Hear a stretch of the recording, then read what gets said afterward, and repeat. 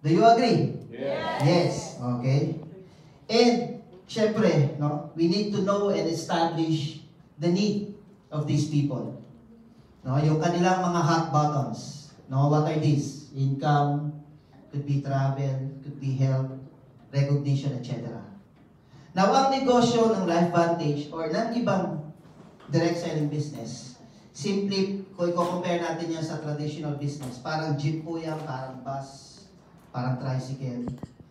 People, papasok, magsasaka yung driver, no? Magsasaka yung driver, yung pasahero bababa. Mauubos ang pasahero, correct?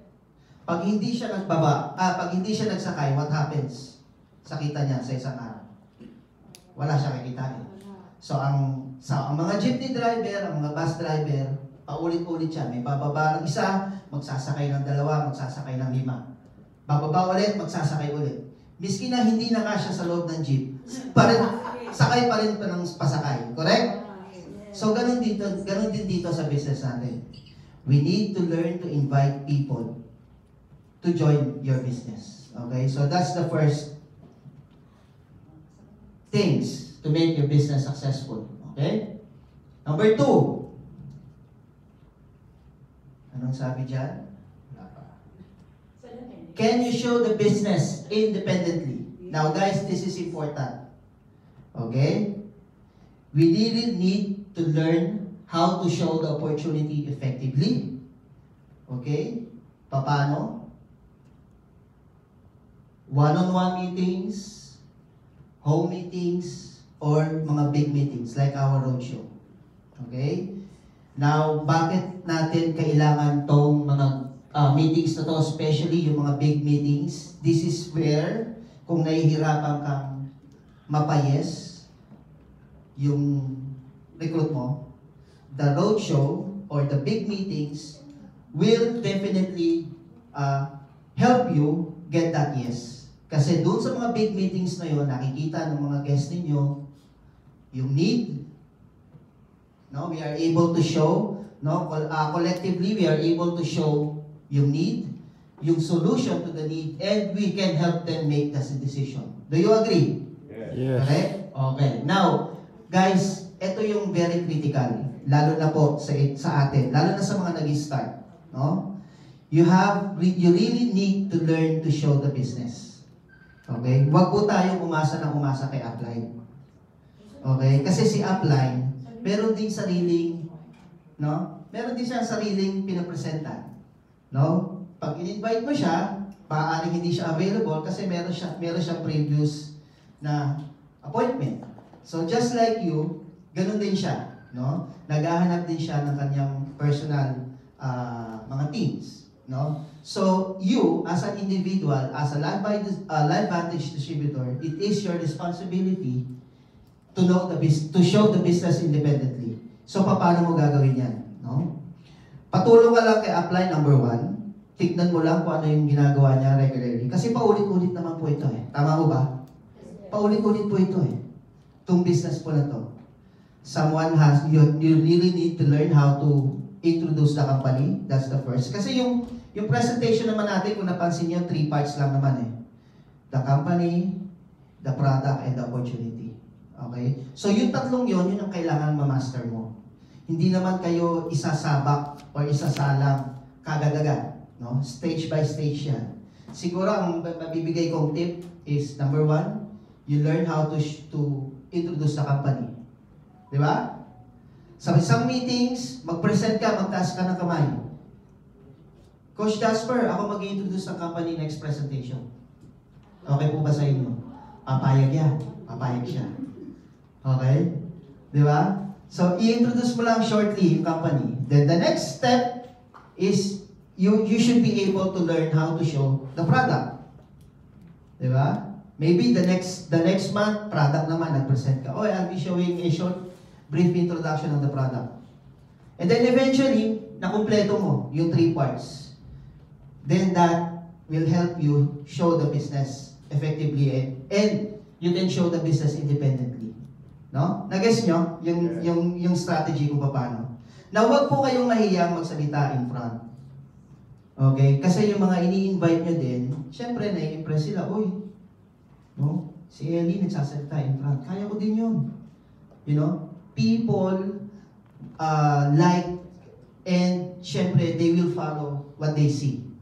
No? And yung iba, gustong-gusto sa totoo lang magsalita sa harapan. Nahihiya lang sila initially. Pero once nahawakan nila yung mic, believe me, hindi nila bibitawan yan. Okay? Sa umpisa lang sila nahihiya. Okay? So, ito, critical po ito, lalo na sa business natin. We should be able to show this business independently. No? Without your sponsor. And that is how to grow your business. Okay? Kailangan ma-duplicate mo yun. Okay? So, critical po yan. Okay? Next. Number 3.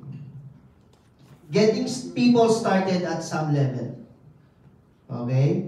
So, people without products are destined to fail. Now, our business, syempre may products tayo. Kung walang produkto, walang business. Automatic po yun. Okay? Pag walang tao, syempre wala din tayo business. So, it works hand in hand. Okay? And as a distributor, we should be making an investment dun sa product. Dapat meron tayong stock ready on hand. Okay? Mahirap pong sumabak sa gera nang walang baril. Do you agree?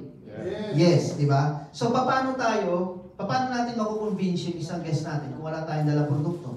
Ang unang-una nilang tatanungin, nasan yung produkto? Tama?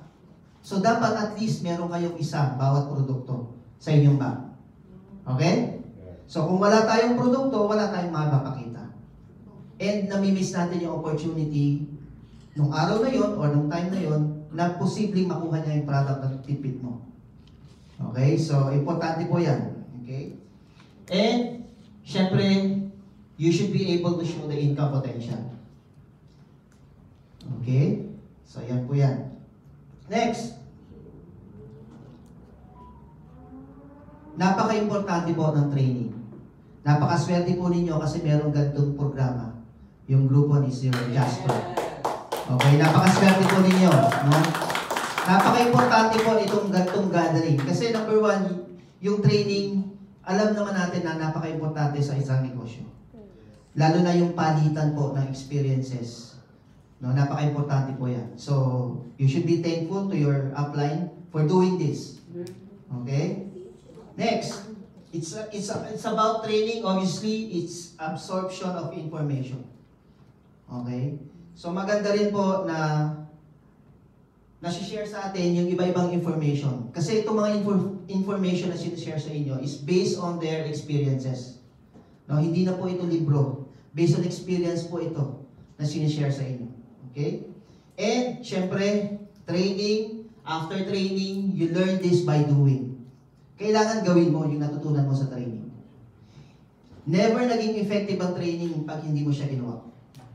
Okay? Itong training na ginagawa natin na to, I assure you guys, pag hindi niyo siya ginawa, you'll never become successful in this business. Yung sinishare ko sa inyo. Okay? Next. Number 5 na po tayo, no? And, pinaka-importanting part din ng ating business is taking your next step. Okay? Huwag po kayong mag-enjoy sa inyong current rank. Kasi may mas magaganda pong rank na available dyan na mas magaganda po yung privileges. Okay? Do you agree? Yes. Huwag po kayong mag-enjoy. Yung iba nag-enjoy sa Pro 2, Pro 3, Pro 4. May mga higher rank po na mas magaganda po yung opportunity. Okay? Lalo na po doon sa mga bago. No? Doon sa mga bago natin. Ang goal mo is to take your next step. Kung ikaw ay Pro 1 ngayon, take your next step, Pro 2. And then you get the incentives given to Pro 2. After that, you take the next step, Pro 3, and then Pro 4, and then Pro 5. Kasi ang daming window na mag-open sa'yo if you rank up. Okay? Huwag po kayo masyadong mag-enjoy sa inyong current position. Okay? You take your next step. Okay? Aim for all the areas of income in LifeVantage. Dapat po yan na ma-maximize ninyo. You qualify in all incentives and contests. Yung mga contest na po yan, kinrate po yan for your taking. Okay? Dapat po na-experience niyo yan. And dapat na-share nyo sa inyong team. Okay? Pinagmamayabang ninyo yung mga incentives na na-achieve po ninyo. Okay? Now, I'm going to ask you, what do you think is the most important event in LifeVantage? Can someone answer this for me, please? What do you think is the most important event in LifeVantage? Yes, ma'am. Trainings po. Trainings, pwede. Awarding. Awarding, pwede. Share. Sharing, pwede. Invite. Event kung saan ikaw yung Okay. Just to make it short, tignan ko ba kung mag-a-agree kayo sa akin kung ito yung the most important event in LifeVantage. Do you agree? Yes! Diba? It should be everybody's goal to have a daily, to have a weekly, to have a monthly commission. Diba? Yan dapat. No? Yung punta ka na, yung growth summit, bonus na lang po yun. Pero ang number one goal po natin lahat is dapat meron kang araw-araw na kinikita doing LifeVantage. Dapat meron kang weekly commission. Dapat meron kang monthly commission. Di ba? Yan ang pinaka-importanting event sa LifeVantage. Hindi po yung mga international travel. Hindi po. Bonus na lang po yun. Icing on the cake na lang po yun. Ang dapat tinatrabaho natin is dapat itong araw na to, ito ang kitain ko sa LifeVantage.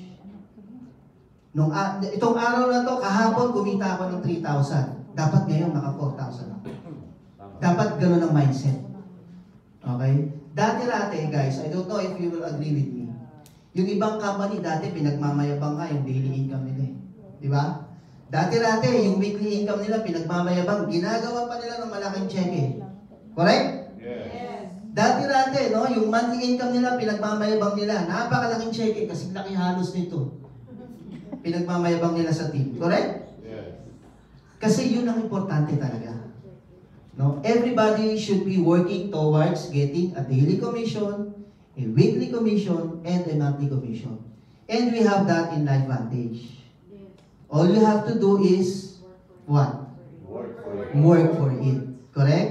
So, yan po. So, siguro, baguhin natin yung mindset.